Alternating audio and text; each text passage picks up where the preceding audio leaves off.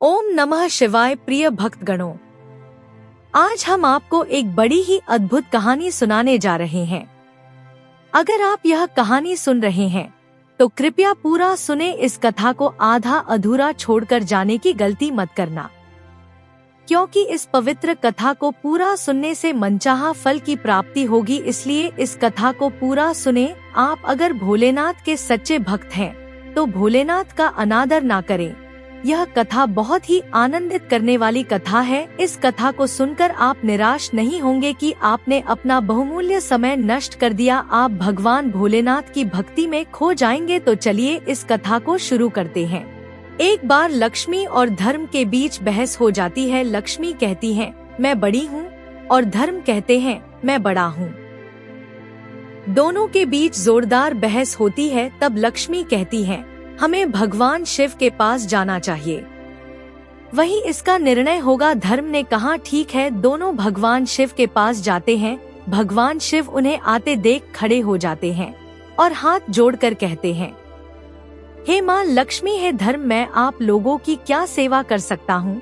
हम दोनों आपके पास यह निर्णय लेने आए हैं कि हम दोनों में से कौन बड़ा है, धर्म या लक्ष्मी। यह सुनकर भगवान शिव सोच में पड़ गए। अगर मैं कहता हूँ कि धर्म बड़ा है तो लक्ष्मी माँ नाराज हो जाएंगी, और अगर मैं कहता हूँ कि लक्ष्मी बड़ी है तो धर्म मुझसे रूठ जाएगा। तब भगवान शिव ने एक उपाय निकाला और कहा कि मुझसे भी बेहतर निर्णय एक राजा कर सकता है। माँ लक्ष्मी ने पूछा वह कौन है। भगवान शिव ने उत्तर दिया पृथ्वी लोक पर राजा विक्रमादित्य है। वह बहुत धर्मनिष्ठ, दयालु और उपकारी है। वह आपके इस प्रश्न का सही निर्णय करेंगे। यह सुनकर माँ लक्ष्मी ने कहा ठीक है, हम उन्हीं के पास जाते हैं।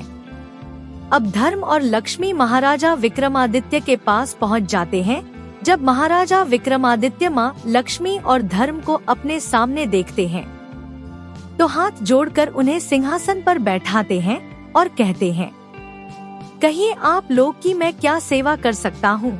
तब धर्म कहते हैं राजन, मैं और लक्ष्मी आपके पास एक फैसला करने आए हैं।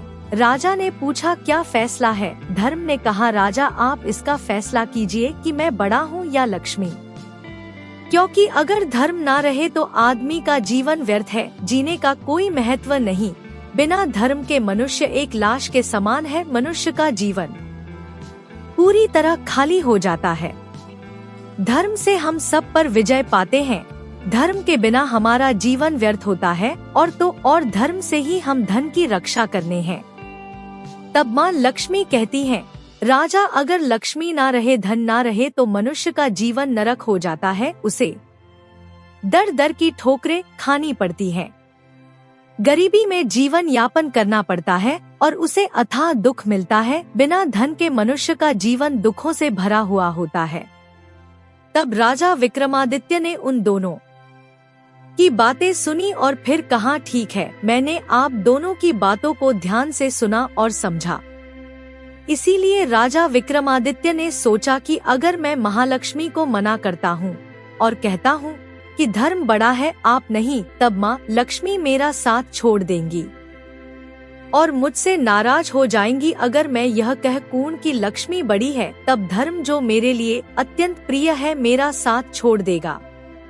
मेरे लिए धर्म ही सब कुछ है। अंत में महाराजा विक्रमादित्य ने निर्णय सुनाया और कहा आप दोनों ध्यान से सुनिए।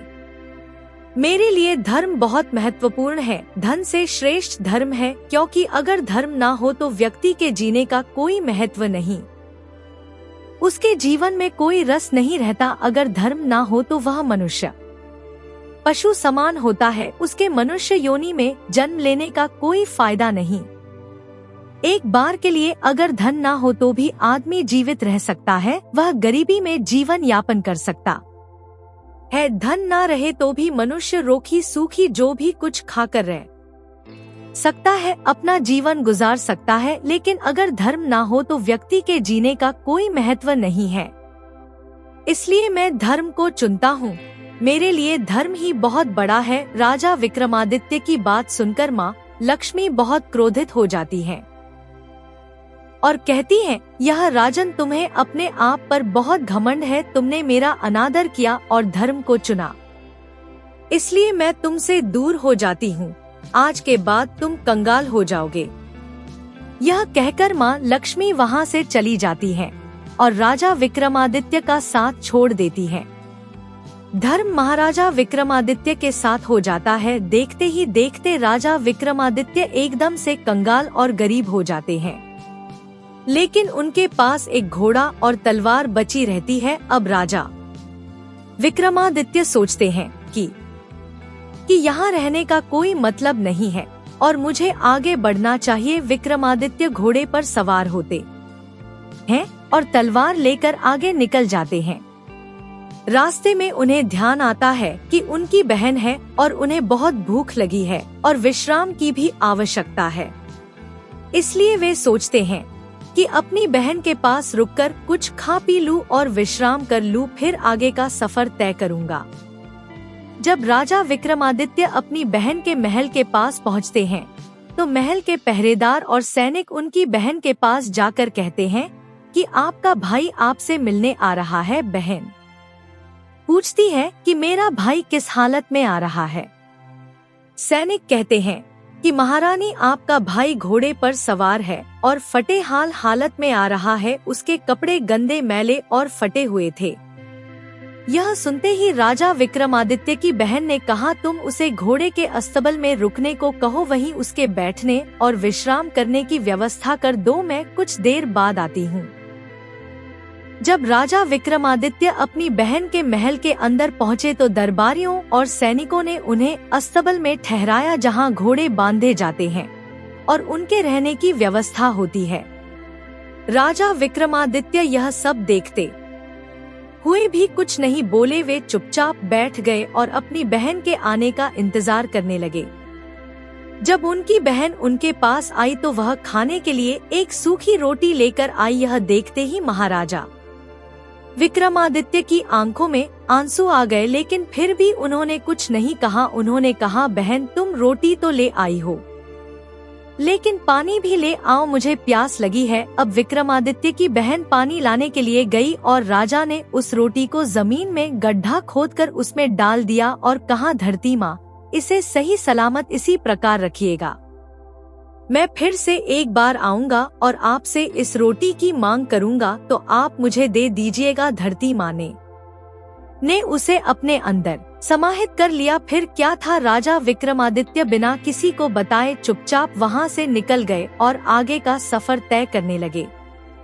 रास्ते में चलते चलते विक्रमादित्य का मित्र का घर आता है। वह सोचते हैं, यह मेरा बहुत प्रिय और घनिष्ठ मित्र है, मैं इसके पास जाता हूँ और कुछ भोजन करके विश्राम कर लूंगा। विक्रमादित्य के मित्र ने देखा कि उनका मित्र आया है तो उसने विक्रमादित्य का खूब स्वागत किया और भोजन के लिए कहा।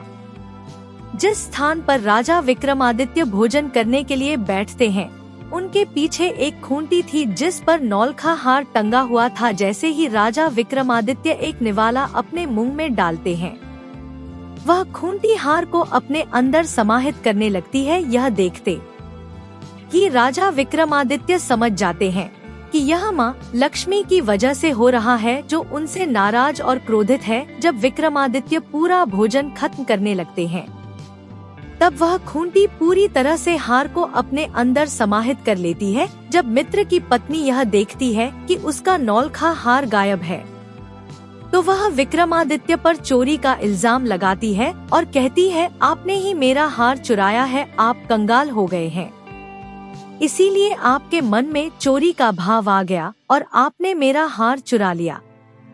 लेकिन मित्र कहता है, नहीं नहीं, मेरा मित्र कभी चोरी नहीं कर सकता, मैं इसे बचपन से जानता हूँ, यह कभी चोरी कर ही नहीं सकता। मित्र के लाख समझाने के बाद भी उसकी पत्नी नहीं मानती और राजा विक्रमादित्य को अपने घर से बाहर निकाल देती है।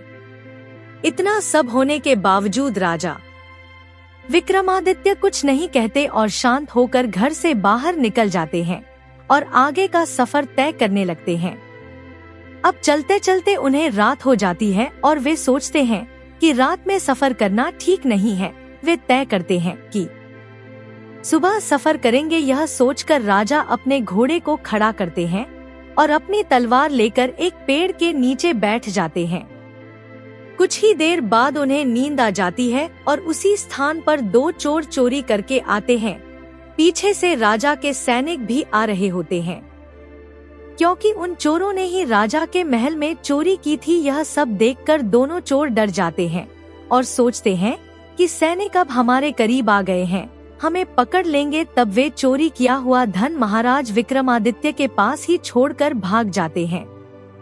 जब सैनिक राजा विक्रमादित्य के पास आते हैं तो देखते हैं कि इतना सारा धन पड़ा हुआ है, तो वे सोचते हैं कि यही चोर है और विक्रमादित्य को गिरफ्तार कर लेते हैं। उन्हें कैद करके राजा के पास ले जाया जाता है। राजा यह सब देखकर बहुत क्रोधित होता है और आदेश देता है कि इस व्यक्ति का हाथ और पैर काट दिया जाए।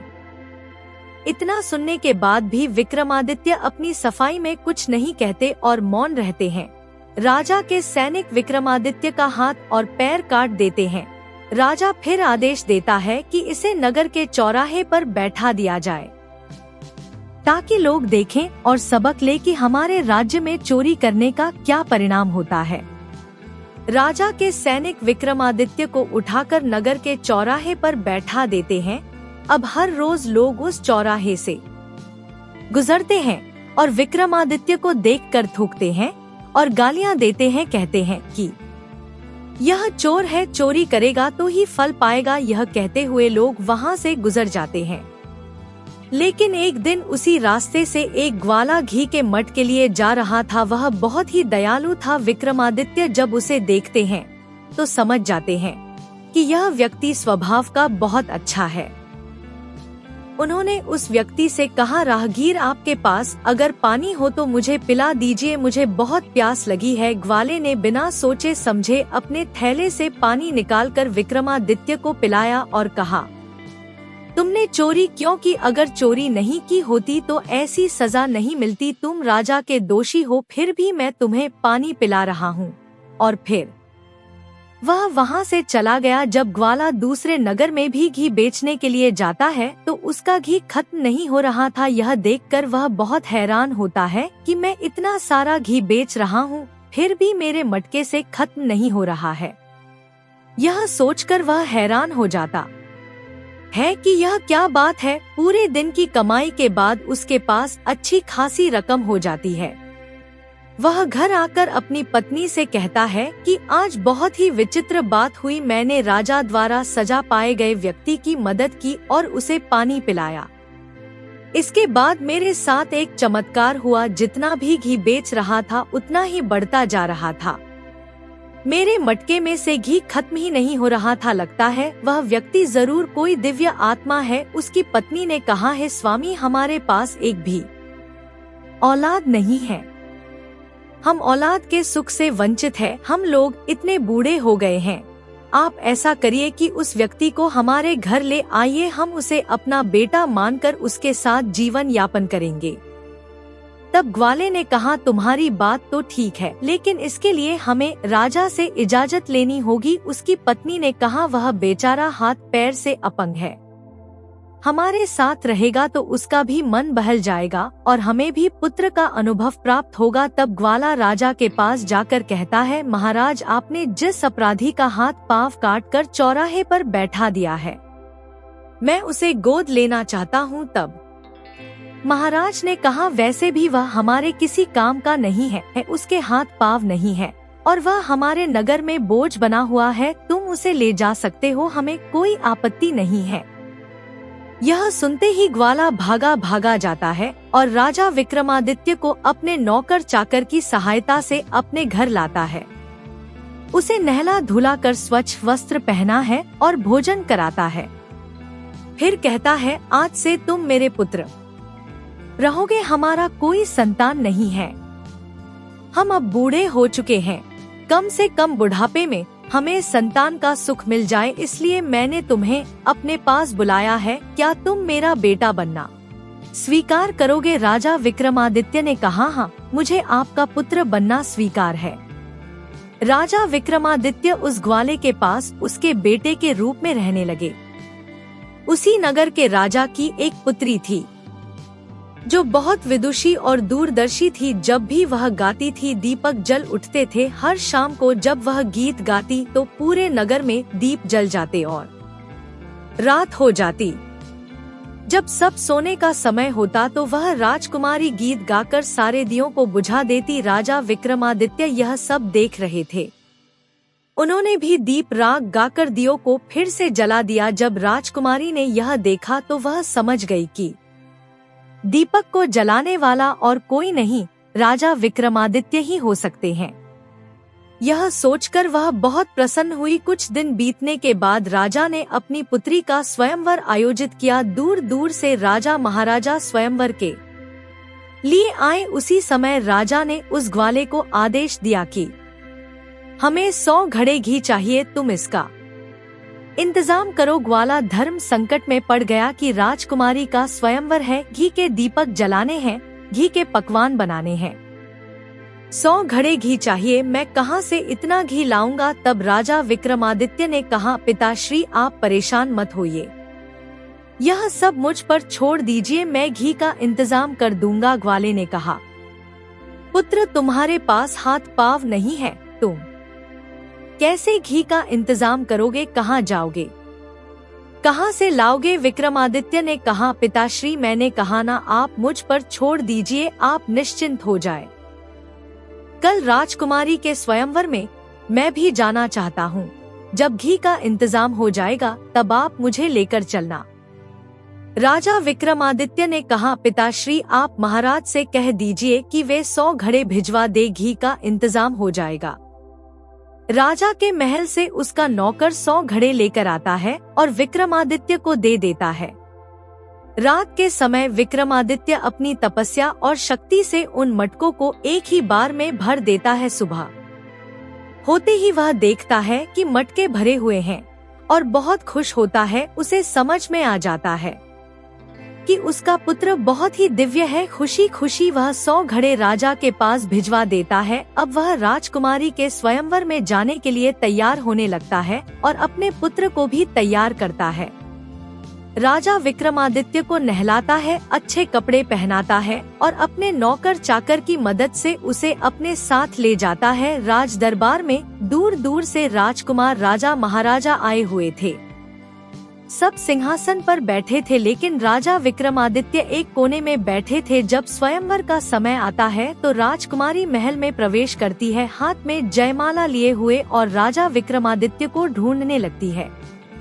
वह सोचती है कि अगर वह इसी नगर में है तो स्वयंवर में जरूर आए होंगे। यह सोचते हुए राजकुमारी उन्हें ढूंढने लगती है, लेकिन राजा विक्रमादित्य कहीं नहीं दिखते। फिर उसकी नजर कोने में बैठे एक व्यक्ति पर जाती है, जिसके चेहरे और शरीर से अलग ही आभा प्रकट हो रही थी। यह देखते ही राजकुमारी समझ जाती है कि यही राजा विक्रमादित्य है, और बिना कुछ सोचे समझे वह जयमाला लेकर आगे बढ़ती है और विक्रमादित्य के गले में पहना देती है। राजकुमारी ने अपने पति के रूप में विक्रमादित्य को चुन लिया। दरबार में आए राजा महाराजा यह देखकर क्रोधित हो गए और महाराज से बोले, महाराज आपने हमारा अपमान किया है। अगर आपको पता था कि आपकी पुत्री एक अपंग व्यक्ति से विवाह करेगी तो आपने हमें यहाँ क्यों बुलाया। महाराज ने हाथ जोड़कर सभी से माफी मांगी और कहा, यह नियम है कि कन्या ने जिसके गले में वरमाला डाली है विवाह उसी से होगा, कृपया मुझे क्षमा करें।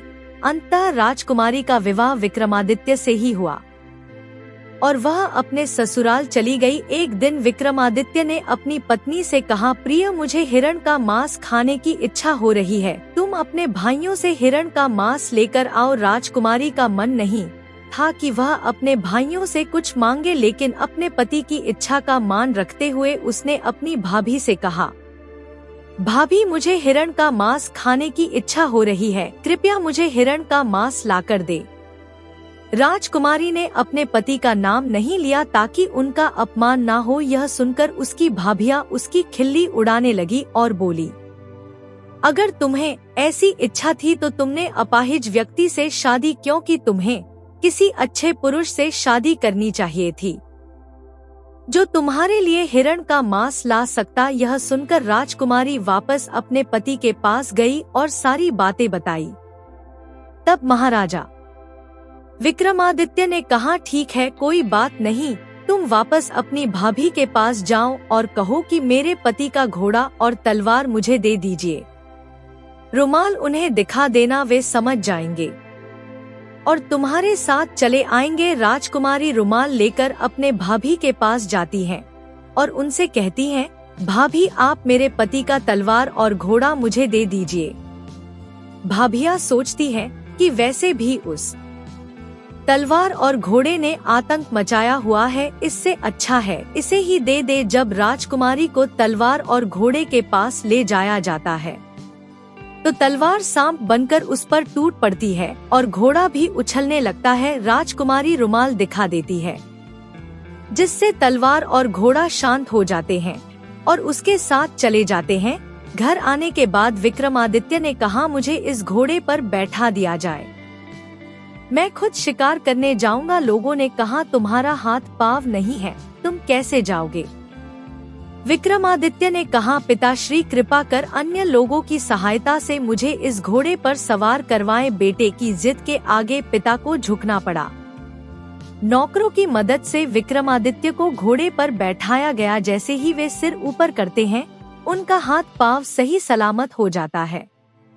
यह चमत्कार देखकर सबकी आंखों पर विश्वास नहीं होता। राजकुमारी पूछने को बढ़ती है, महाराज यह कैसे हुआ? इससे पहले ही विक्रमादित्य ने कहा, मैं पहले शिकार करके आता हूँ, फिर बताऊंगा कि यह कैसे हुआ। राजा विक्रमादित्य शिकार करने के लिए जंगल में गए। कई शिकार करने के बाद उन्होंने उन शिकार के कान पूंछ काटकर वही छोड़ दिया और वापस आ गए। उसी दिन राजकुमारी के भाई भी शिकार करने के लिए उसी जंगल में गए। जब उन्होंने देखा कि ताजे शिकार पड़े हैं तो उनका मन मचल गया और वह बहुत खुश हो गए। बिना खुद शिकार किए उन्होंने उन शिकार को उठा लिया और आगे बढ़ गए। जब राजा विक्रमादित्य शिकार करके घर लौटे तो उन्होंने अपनी पत्नी से कहा, मेरा हाथ पैर कैसे वापस आ गया, कैसे मैं ठीक हो गया? उन्होंने कहा, मेरा घोमा और तलवार मेरा धर्म है, इन्हीं की वजह से मेरे हाथ पैर सही हो गए और मेरा नाम विक्रमादित्य है, मैं एक राजा हूँ। यह सुनते ही वह ग्वाला राजा विक्रमादित्य के पैर में गिर पड़ा और माफी मांगने लगा, मुझे माफ करिएगा, मुझसे जो भी गलती हुई मुझे माफ कर दीजिए। तब राजा विक्रमादित्य ने कहा, आपकी इसमें कोई गलती नहीं है, आपने तो मेरे साथ बहुत अच्छा व्यवहार किया, मुझे अपना पुत्र बनाकर रखा। इसके बाद राजा विक्रमादित्य ने अपनी पत्नी से कहा, तुम एक बार फिर से अपनी भाभियों के पास जाओ और कहो कि मेरे भाइयों द्वारा जो शिकार करके लाया गया है मुझे उसे देखना है, और जब तुम्हारी भाभियां वह शिकार दिखाएं तो इस थैले में जो चीज मैं तुम्हें दे रहा हूँ उसे वहाँ पलट देना और मेरे बारे में बताना। यह कहते ही वह राजकुमारी अपनी भाभी के पास चली जाती है और कहती, भाभी भैया ने जो शिकार करके लाया है मैं उसे देखना चाहती हूँ। इसमें क्या बड़ी बात है, तेरा पति तो शिकार कर नहीं सकता, लेकिन मेरे पति ने जो शिकार किया वह राजकुमारी को दिखा दिया। राजकुमारी ने पूछा, भाभी यह शिकार तो है, लेकिन इसकी पूंछ और कान कहाँ है? भाभियों ने कहा, मुझे क्या पता। तभी राजकुमारी ने अपना थैला पलट दिया जिसमें से कान और पूंछ गिर गए। भाभी ने पूछा, यह कहाँ से आए? राजकुमारी ने बताया कि यह शिकार उसके पति ने ही किया है और सारी बातें बताई। उसने कहा, मेरा पति कोई आम व्यक्ति नहीं है, वह राजा विक्रमादित्य है। यह सुनते ही सब चौंक गए और यह बात राजा तक पहुंची। राजा तुरंत अपने बेटी के पास आए और बोले, पुत्री मुझे माफ कर दो, मुझसे गलती हो गई, हम अपने दामाद को राजमहल में बुलाना चाहते हैं। विक्रमादित्य राजा के पास गए। राजा ने उन्हें प्रणाम किया और कहा, महाराज मुझसे गलती हो गई, आप इतने धर्मात्मा व्यक्ति हैं और मैंने आपका हाथ पांव कटवा दिया, फिर भी मुझे क्षमा कर दीजिए। तब राजा विक्रमादित्य ने कहा, आपकी कोई गलती नहीं है, यह सब माँ लक्ष्मी की वजह से हुआ है, उन्हीं के रुष्ट होने की वजह से आप लोगों को कष्ट हुआ। इसके बाद राजा ने अपने दामाद का बहुत सेवा सत्कार किया और अपनी बेटी दामाद को कुछ महल में रखा। फिर राजा विक्रमादित्य ने कहा, मुझे अपने नगर जाने की इच्छा हो रही है, मैं अपने नगर जाना चाहता हूँ। तब राजा ने खूब सारा धन और दौलत देकर अपनी बेटी को अपने दामाद के साथ विदा किया। रास्ते में राजा विक्रमादित्य को अपने मित्र का घर मिला और वे वहां गए। विक्रमादित्य का मित्र यह देखकर बहुत प्रसन्न हुआ और सेवा सत्कार करने के बाद खाने का आग्रह किया। जब खाना लाया गया और विक्रमादित्य ने पहला निवाला मुंह में डाला तो खूंटी धीरे धीरे हार उगलने लगी। यह देखकर मित्र की पत्नी हाथ जोड़कर बैठ गई और माफी मांगते हुए कहा कि हमें माफ करिएगा, हमने सोचा था कि आपने हार चुराया है। यह नौलखा हार तो खूंटी पर ही था, खूंटी ही निकल गई थी, मुझे माफ करिए। मैंने आपको चोर कहा और घर से निकाल दिया। तब विक्रमादित्य ने कहा कि इसमें आपकी कोई गलती नहीं है, यह सब मति भ्रम के कारण हुआ। महालक्ष्मी मुझसे नाराज थी, इसीलिए ऐसा हुआ। अपने मित्र को क्षमा करते हुए राजा विक्रमादित्य वहां से विदा लेते हैं। जब वे आगे बढ़ते हैं तो उनकी बहन का ससुराल आता है। वे अपनी बहन के ससुराल जाने की इच्छा करते हैं। राजा विक्रमादित्य को दूर से ही आते हुए सैनिक देख लेते हैं और उनकी बहन के पास जाकर कहते हैं कि आपका भाई आपसे मिलने आ रहा है। तब उनकी बहन पूछती है कि मेरा भाई किस हाल में आ रहा है। सैनिक बताते हैं कि आपका भाई लाभ लश्कर के साथ सजा धजा घोड़े पर बैठकर अपनी पत्नी को लेकर आ रहा है। तब रानी कहती है कि मेरे भाई का स्वागत किया जाए और उसे राजमहल में ठहरने का इंतजाम किया जाए। जब राजा विक्रमादित्य अपनी बहन के महल में पहुंचते हैं तो उनका खूब आदर सत्कार होता है, उन्हें राजमहल में ठहराया जाता है। राजा विक्रमादित्य अपनी बहन का हाथ पकड़ते हैं और उन्हें उसी अस्तबल में ले जाते हैं जहां घोड़े बांधे जाते थे। धरती माता से कहते हैं, माँ, मैं आपसे अपनी अमानत लेने आया हूँ, कृपा कर आप मुझे मेरी अमानत दीजिए। यह कहते ही धरती फट जाती है और उसमें से रोटी निकल आती है। उस रोटी को उठाकर राजा विक्रमादित्य कहते हैं, बहन, तुमने पिछली बार मुझे यही रोटी खाने को दी थी ना। तब उनकी बहन फूट फूट कर रोने लगती है और कहती है, भैया, मुझसे गलती हो गई, मैंने जो आपके साथ व्यवहार किया उसके लिए मुझे क्षमा करें। तब राजा विक्रमादित्य कहते हैं, मैं तुमसे नाराज नहीं हूँ, लेकिन मैं तुम्हें यह बताना चाहता हूँ कि अपनों के साथ कैसा व्यवहार करना चाहिए। किसी भी परिस्थिति में अपनों के साथ कैसा व्यवहार करना चाहिए, यह मैं तुम्हें बता रहा हूँ। यह सब सुनते ही राजा विक्रमादित्य की बहन बहुत लज्जित होती है। जब राजा विक्रमादित्य अपने नगर लौटते हैं तो नगर के मुख्य द्वार पर माता लक्ष्मी उनकी प्रतीक्षा कर रही होती है। माता लक्ष्मी कहती है, विक्रमादित्य, मैंने तुम्हारी खूब परीक्षा ली और तुम्हें खूब प्रताड़ित किया, लेकिन फिर भी तुम इस परीक्षा में सफल रहे। मैं मानती हूँ कि धर्म सबसे बड़ा है, मुझसे भी बड़ा धर्म है। अगर धर्म है तो लक्ष्मी है, जहाँ धर्म रहेगा वहाँ लक्ष्मी भी रहेंगी। मैं तुम्हें आशीर्वाद देती हूँ। धर्म की सदा जय हो।